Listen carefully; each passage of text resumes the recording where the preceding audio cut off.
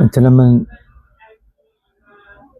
تنقص راتب العسكري، جيش، دفاع، داخلية،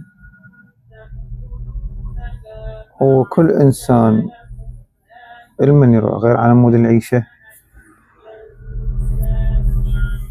هذا هو الجندي العسكري، كان من كان رتبته أول شي خلينا نقول 300 إيجار،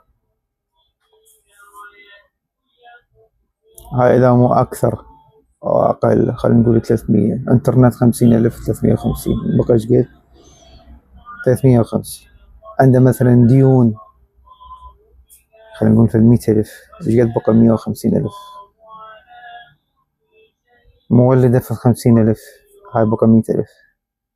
شي يكفي شهر واحد 100,000.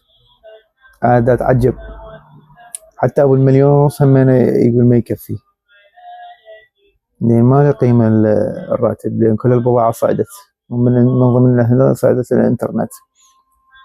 إلى أول 35 صار 42,000 وغيرها.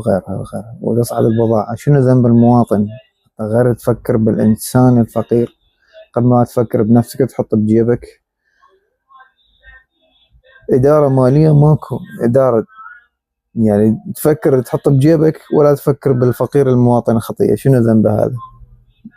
أنا واحد من الناس يوميتي 5,000 دينار، شي تكفي؟ وأكو ناس أصلا ماكو شغل، ما تشتغل باليادوب تحصل له 2000 دينار باليوم. إحنا شعب دولة نفطية، امشوا عدل يا بني آدم، كافي. حسبي الله ونعم الوكيل على نفسي والنيابة عن الشعب العراقي كله. مو صوت الحكومة، صوت الشعب. انتو أغبياء نايمين ساكتين على الحقوق، مطالب الحقوق كلكم انتو على الشعب العراقي كله.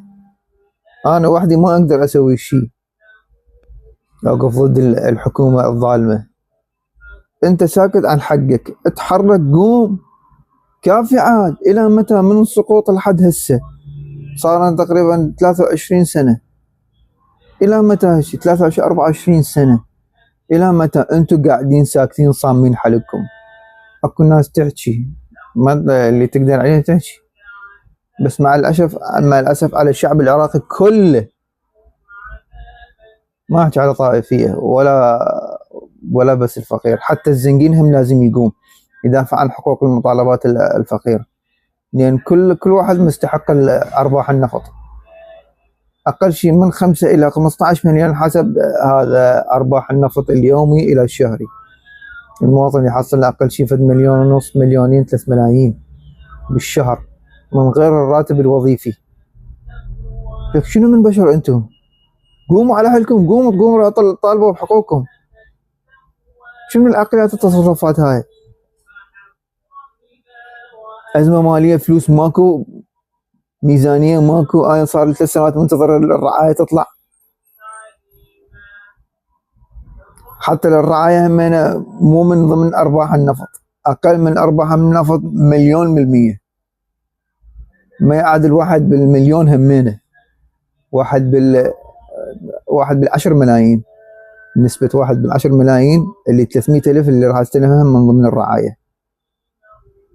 أرباح النفط توصل أكثر من 5 ملايين حسب أرباح، يعني سمعت بالأخبار 3 ملايين باليوم، 4 ملايين برميل ينباع باليوم. ايش قد سعر البرميل؟ سعر البرميل الواحد، وايش قد باليوم ينباع وايش قد بالشهر ينباع؟ نقص 1% ووزع على كل شعب العراقي، مو بس الفقير اللي ما عنده وظيفة، الكل الوظيفة عنده والما عنده وظيفة، التقاعد عنده وما عنده تقاعد، ما له علاقة. كل مواطن عراقي يحصل نسبة راتب النفطي. السلام عليكم.